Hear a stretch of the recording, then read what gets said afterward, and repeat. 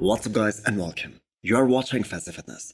So let's start this video with the recent update of the favorite to win this year's Arnold Classic South America, or also known as Arnold Brazil. Rafael Brandao sitting at 4 weeks out of the show and looking really full and 3D here. By the way, this footage is taken from Rafael Brandao's official YouTube channel. So if you guys aren't following that, please do subscribe, as you guys are really missing out. So first of all, Rafael Brandao did get a refeed day with Neil Hill, as these guys aren't competing next week at the Arnold UK.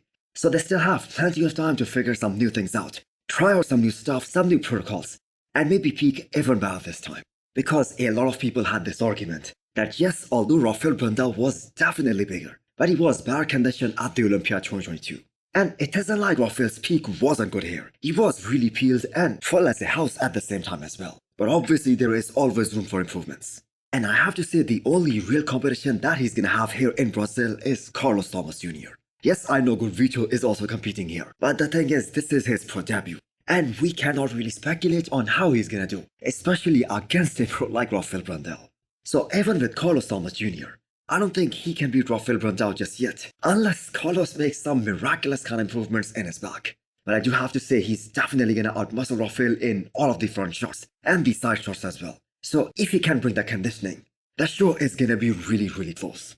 So coming back to Brandao, I think Rafael might do Detroit Pro as well because that is just 1 week after Arnold Brazil. So that can be a good payday as well. But right now in their minds, it is all about getting the qualification for the big show as soon as they possibly can and dive right back into the off-season because they will still have like 7 or 7.5 months before the Olympia.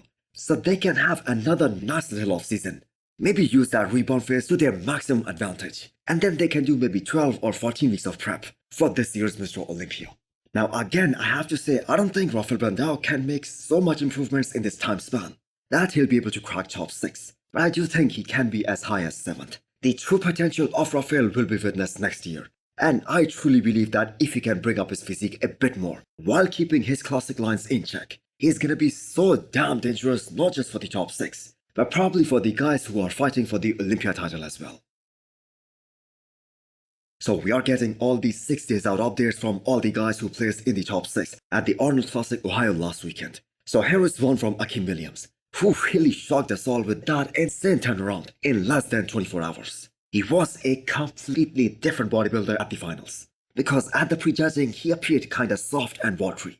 So right now he is looking really dry and diced, and I have to say if he can bring that finals look at the Arnold UK, and if he can actually hold on to that look throughout the weekend, he's gonna be in the 3rd spot because we have already established that Hadi Choopan and Samson Dauda are gonna be number 1 and number 2.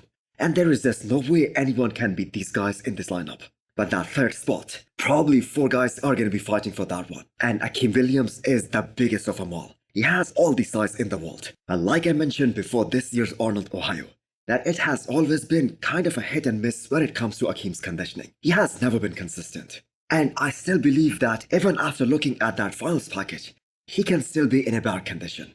I believe the look that he brought at Chicago Pro 2020, or the one at the Olympia 2020, where he cracked top 6, those were the best looks of his career. Nevertheless, the fight for the 3rd spot between James, Akim, John and Antoine, that is going to be very interesting and very exciting, as any one of these guys can come out ahead. By the way, Akim just posted this packed double bicep update, and if he can actually hold on to that kind of conditioning, because let's just face it, his back wasn't up to the mark at all, he can be really dangerous.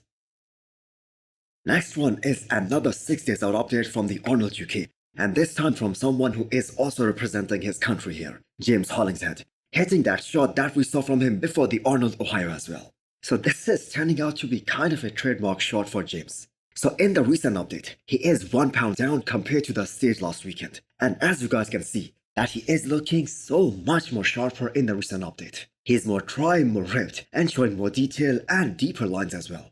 So now the plan is to start introducing calves and bring those muscles back to life while holding this kind of conditioning. And if James can bring that sort of conditioning and fullness, like we saw him before the Arnold, that dense, full as a house and bubbly look in the gym, he can very well place as high as 3rd.